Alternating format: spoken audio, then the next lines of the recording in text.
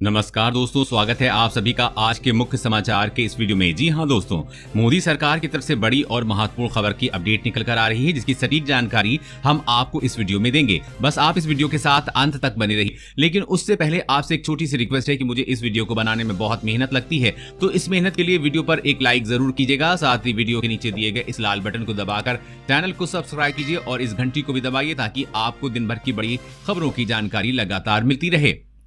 तो चलिए दोस्तों, एक एक करके सभी बड़ी खबरों के बारे में जान लेते हैं। तो दोस्तों, आज की पहली बड़ी खबर की अपडेट निकल कर आ रही है। तो भारतीयों को फ्री मिलेगी कोरोना की दवा, जनता के लिए 68 करोड़ खुराक खरीद रही है मोदी सरकार। जी हां, खबर आई है कि भारत सरकार सीरम इंस्टीट्यूट से वैक्सीन की खरीद करेगी और लोगों को मुफ्त में देगी, यानी कोरोना की दवाई लोगों को फ्री में दी जाएगी। ऐसा सरकार इसीलिए कर रही है क्योंकि इस आपदा के कारण पहले ही लोग पैसों की समस्या से जूझ रहे हैं और लोगों को ज्यादा परेशानी न उठानी पड़े, इसलिए ये टीका मुफ्त में लगाया जाएगा। वैक्सीन बनाने का काम चरम पर है। भारत सरकार ने संकेत दिया है कि ये सीरम इंस्टीट्यूट से सीधे वैक्सीन खरीदेगी।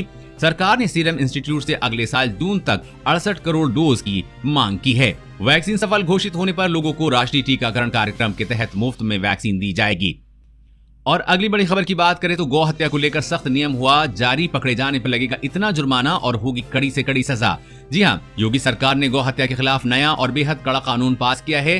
अब जो लोग भी गौ हत्या के आरोप में पकड़े जाएंगे वो 3 से 10 साल के लिए जेल भी जाएंगे। साथ ही गौ हत्यारों की संपत्ति भी जब्त की जाएगी और दंगाइयों की तरह उनकी पहचान के पोस्टर भी लगेंगे। इस संबंध में यूपी सरकार के संसदीय कार्य मंत्री सुरेंद्र खन्ना ने बताया कि योगी सरकार ने गौवध निवारण संशोधन विधेयक 2020 पास किया है। इस कानून से यूपी में गौ हत्या के खिलाफ कानून और सख्त हो गया है। यूपी में अब गौकशी का अपराध गैर जमानती होगा। नए कानून में गौ हत्या पर 3 से 10 साल की जेल और 5 लाख जुर्माने का प्रावधान है। इसके अलावा योगी सरकार अब गौ तस्करी से जुड़े अपराधियों के सार्वजनिक पोस्टर भी लगवाएगी।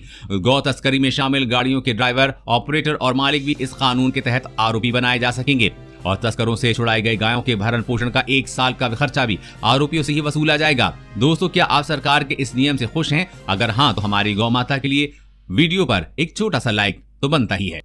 और अगली बड़ी खबर की बात करें तो मजदूरों की मदद करेगी केजरीवाल सरकार, शादी के लिए मिलेंगे 51,000, करें रजिस्ट्रेशन। जी हां, दिल्ली की अरविंद केजरीवाल सरकार ने कोरोना की मार झेल रहे मजदूरों के लिए योजना शुरू की है।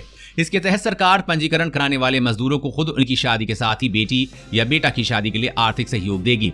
पंजीकृत महिला मजदूर की शादी के लिए 51,000 और पुरुष मजदूर की शादी के लिए 35,000 की सहायता राशि सरकार देगी। इसके अलावा मजदूर की बेटी की शादी के लिए 51,000 और बेटे की शादी के लिए 35,000 रुपए का आर्थिक सहयोग देगी। इसके लिए दिल्ली सरकार के निर्माण मजदूर रजिस्ट्रेशन अभियान की शुरुआत की जाएगी। मजदूर अपना पंजीकरण करा सकेंगे। दिल्ली सरकार की ओर से इसके लिए ऑनलाइन पंजीकरण की सुविधा उपलब्ध कराई जाएगी। और अगली बड़ी खबर की बात करें तो कि इस उम्र के लोगों को मास्क लगाना नहीं है जरूरी, नया नियम हुआ लागू। जी हां, कोरोना महामारी के इस दौर में संक्रमण से बचने के लिए हर किसी को मास्क लगाने की सलाह दी जा रही है। ऐसे में विश्व स्वास्थ्य संगठन यानी कि WHO ने अब बच्चों के मास्क पहनने को लेकर गाइडलाइन जारी की है। WHO की नई गाइडलाइन के मुताबिक 12 साल से अधिक उम्र के बच्चों को भी वयस्कों की तरह ही मास्क पहनना चाहिए। संयुक्त राष्ट्र की एजेंसी ने कहा है कि मास्क पहनने को लेकर दुनिया भर में जो गाइडलाइंस जारी की गई है वो 12 साल से बड़े बच्चों की भी लागू होती है। WHO के मुताबिक बच्चों को ऐसी जगहों पर मास्क का इस्तेमाल जरूर करना चाहिए जहां सोशल डिस्टेंसिंग का पालन न किया जा रहा हो या फिर ऐसी जगह पर कोरोना का संक्रमण तेजी से फैल रहा हो। विश्व स्वास्थ्य संगठन की ओर से साफ किया गया है कि 5 साल से कम उम्र के बच्चों में कोरोना का खतरा ना के बराबर होता है, इसलिए इस उम्र के बच्चों को मास्क पहनना जरूरी नहीं है। वहीं 6 से 11 साल की उम्र में बच्चों को उन जगहों पर मास्क जरूर लगाना चाहिए जहां कोरोना वायरस के संक्रमण का खतरा ज्यादा है, या फिर उन जगहों पर जहां पर भीड़ काफी ज्यादा है। वैसे दोस्तों, आप मास्क लगाते हैं या नहीं? नीचे कॉमेंट करके जरूर बताइएगा।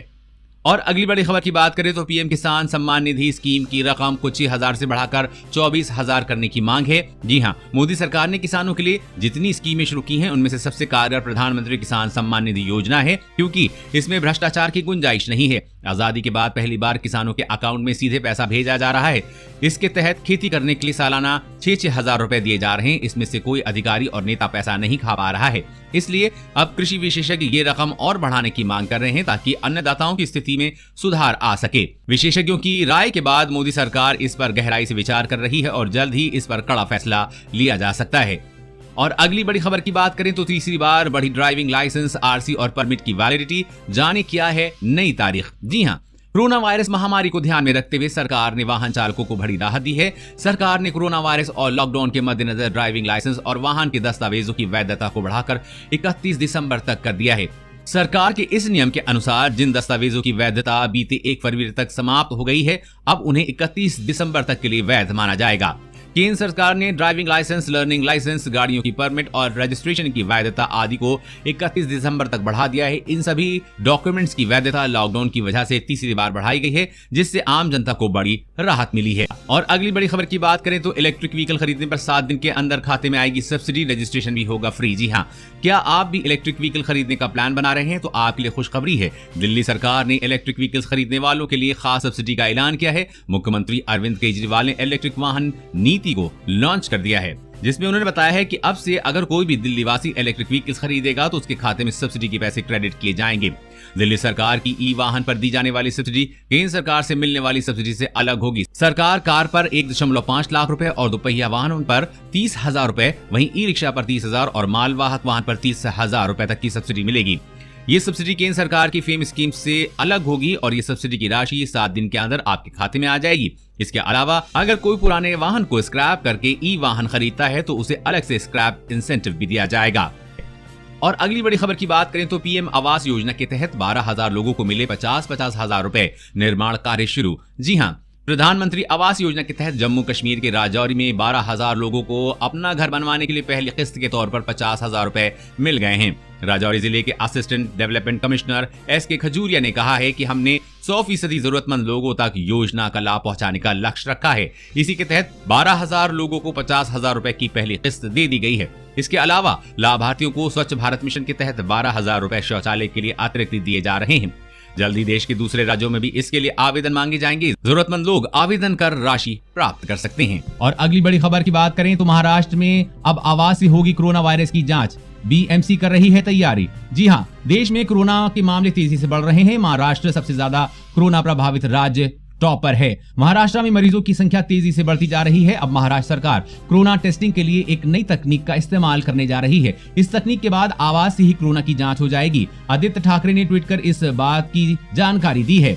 आदित्य ठाकरे ने ट्वीट किया है कि बीएमसी आवास के नमूनों का उपयोग करके A1 आधारित कोविड टेस्टिंग का एक परीक्षण करेगी। RT-PCR टेस्टिंग भी होती रहेगी, लेकिन दुनिया भर में टेस्ट की गई तकनीकें साबित करती हैं कि महामारी ने हमें हमारे स्वास्थ्य ढांचे में तकनीक के उपयोग से चीजों को अलग तरह से देखने की विकसित करने की मदद की है। मीडिया रिपोर्ट के अनुसार नई तकनीक के जरिए मरीजों के वॉइस सैंपल को ऐप बेस्ड मॉड्यूल से टेस्ट किया जाएगा और मात्र 30 सेकंड में ही इसके नतीजे आ जाएंगे। हालांकि अभी इसका ट्रायल के तौर पर इस्तेमाल होगा, लेकिन ये उम्मीद है कि आने वाले वक्त में इसके सफल होने पर जांच की स्थिति और मजबूत हो सकेगी।